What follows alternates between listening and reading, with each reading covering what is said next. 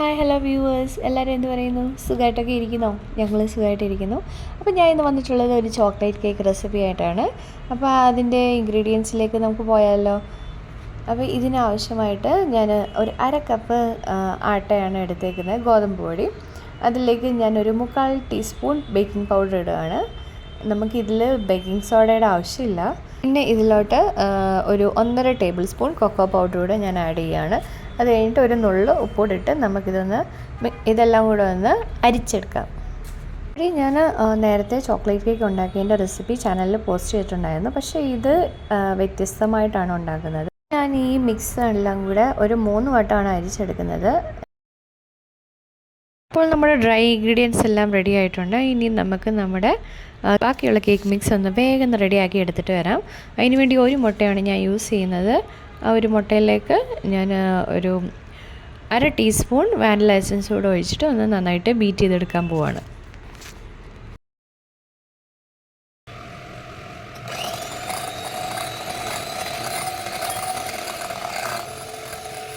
ഞാൻ നമ്മുടെ മുട്ട നന്നായിട്ട് ബീറ്റ് ചെയ്തെടുത്തിട്ടുണ്ട്. നിങ്ങൾക്ക് വീഡിയോയിൽ കാണാമല്ലോ, നന്നായിട്ട് അത് പതഞ്ഞ് വന്നിട്ടുണ്ട്.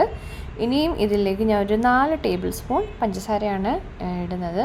ബീറ്ററില്ലാതെ നമുക്ക് ഈ കേക്ക് മിക്സ് റെഡിയാക്കാവുന്നതേ ഉള്ളൂ കേട്ടോ.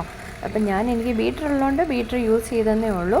അപ്പോൾ ബീറ്റർ യൂസ് ചെയ്യാത്ത വിസ്ക് മാത്രമേ യൂസ് ചെയ്യുന്നുള്ളെങ്കിൽ പഞ്ചസാര ഒന്ന് പൊടിച്ചിടുന്നതായിരിക്കും നല്ലത്.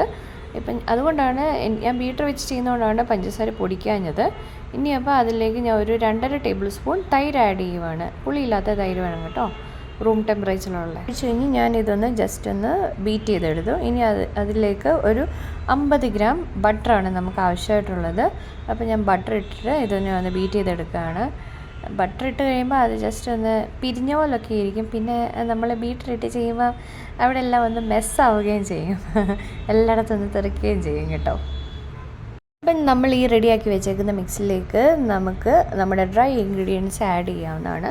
അപ്പം 2 പ്രാവശ്യമായിട്ടാണ് നമ്മുടെ ഡ്രൈ ഇൻഗ്രീഡിയൻസ് ആഡ് ചെയ്യുന്നത്. അപ്പോൾ ആദ്യത്തെ ബാച്ച് ഇട്ടു, അതൊന്ന് ജസ്റ്റ് ഒന്ന് മിക്സ് ചെയ്തെടുത്തു. ഇനി രണ്ടാമത്തെ ബാച്ച് ഇട്ട് അത്യാവശ്യം നന്നായിട്ടൊന്ന് മിക്സാക്കി എല്ലാം എടുക്കുകയാണ്. ഇതിപ്പം നന്നായിട്ട് മിക്സായി വന്നിട്ടുണ്ട്. ഇനിയിപ്പോൾ ഈ കേക്ക് മിക്സ് നമുക്ക് നമ്മുടെ കേക്ക് ടിന്നിലേക്ക് ഒഴിക്കാവുന്നതാണ്. നമുക്ക് നമ്മുടെ ഓവൻ ഒന്ന് പ്രീ ഹീറ്റ് ചെയ്യാം. ഞാൻ ഓവനിലാണ് കേക്ക് ബേക്ക് ചെയ്യാൻ പോകുന്നത്. 180 ഡിഗ്രിയിൽ 10 മിനിറ്റ്സ് ഞാൻ ഒന്ന് പ്രീ ഹീറ്റ് ചെയ്യാൻ വെച്ചിട്ടുണ്ട്. പിന്നെ ഇത് വളരെ കുറഞ്ഞ ക്വാണ്ടിറ്റിയിലാണ് കേക്ക് ഉണ്ടാക്കുന്നത്, ഞാൻ ആദ്യം പറഞ്ഞിരുന്നല്ലോ. അതുകൊണ്ട് തന്നെ എൻ്റെ കേക്ക് ടിന്നിനകത്ത് നിറയാൻ മാത്രം ഈ കേക്ക് മിക്സ് ഉണ്ടായിരുന്നില്ല. എനിക്ക് ചെറിയ കേക്ക് ടിന്നും ഉണ്ടായിരുന്നില്ല. അതുകൊണ്ടാണ് ഇതിൽ തന്നെ ഉണ്ടാക്കിയത്. അപ്പം ഞാൻ ഓവൻ സെറ്റ് ചെയ്തത് 180 ഡിഗ്രി 20 മിനിറ്റ്സ് ആണ്. 20 മിനിറ്റ്സ് കൊണ്ട് എനിക്ക് കറക്റ്റ് പാകത്തിന് അത് വന്നിട്ടുണ്ട്. അപ്പം ഇത് കണ്ടില്ലേ, അത് ഒട്ടിപ്പിടിക്കുന്നൊന്നുമില്ല. അപ്പം നമ്മുടെ കേക്ക് ഇങ്ങനെ സെറ്റായി വന്നിട്ടുണ്ട്. അപ്പം നിങ്ങൾ ഈ കേക്ക് ഒന്ന് ട്രൈ ചെയ്ത് നോക്കൂ. എല്ലാവർക്കും ഈ വീഡിയോ ഇഷ്ടമായെങ്കിൽ ഒന്ന് ലൈക്ക് ചെയ്യൂ, സബ്സ്ക്രൈബ് ചെയ്ത് സപ്പോർട്ട് ചെയ്യൂ. Thank you for watching. By.